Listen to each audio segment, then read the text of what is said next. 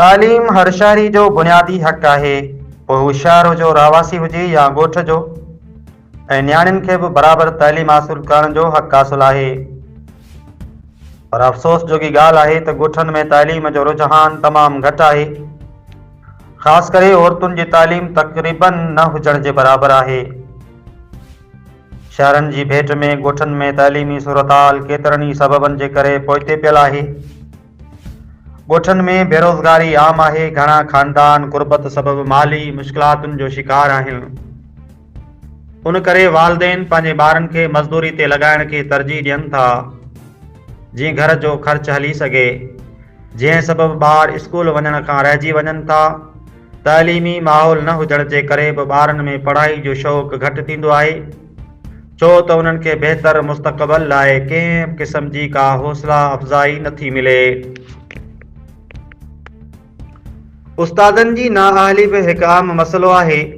केतिरनि ई ॻोठनि में उस्ताद सिफ़ारिशी बुनियादनि ते भर्ती कया वञनि था, जेके पाण बि मयारी तालीम मुहैया करण जे क़ाबिल नाहिनि हूंदा। हू सिर्फ़ वक़्तु गुज़ारींदा आहिनि, पघार वठण ताईं महदूद रहनि था। ग़रीब जो ॿार पढ़े न पढ़े, उन सां हुननि जो को बि सरोकार नाहे हूंदो। हो सिर्फ़ पघार ताईं पंहिंजूं ड्यूटियूं ॾींदा आहिनि।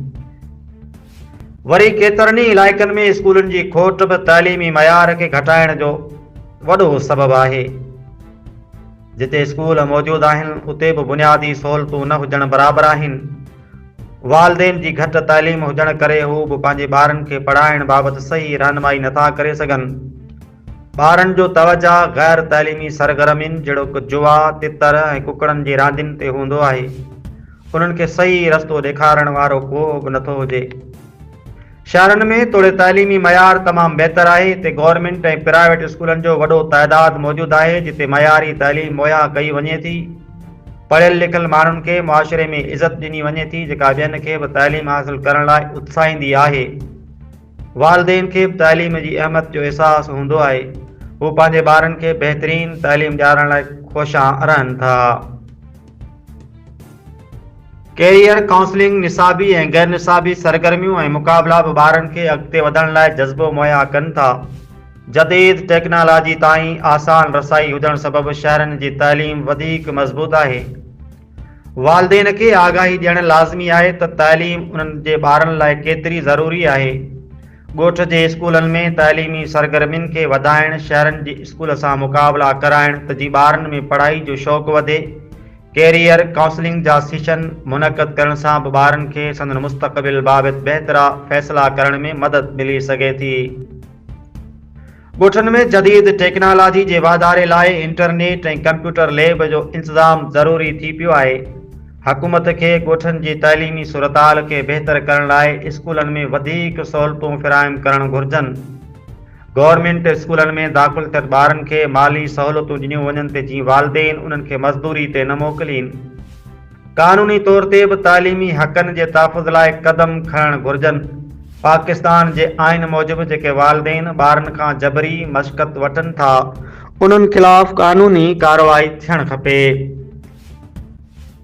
त जीअं सभु ॿार बिना कंहिं रंडक जे तालीम हासिलु करे सघनि।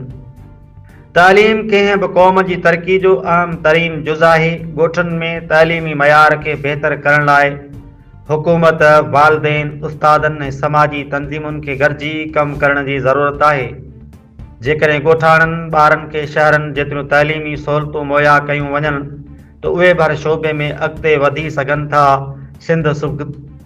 सिंध सुधरी सघे थी, ॿार पढ़ी सघनि था, असांजो मुआशिरो बि अॻिते वधी सघे थो।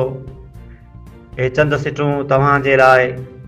मन को सोचे, मन को ॿार पढ़ाए विझे, का सिंध सुधरी पवे, को घर ठही पवे। तहरीर ग़ुलाम हैदर दलवाणी।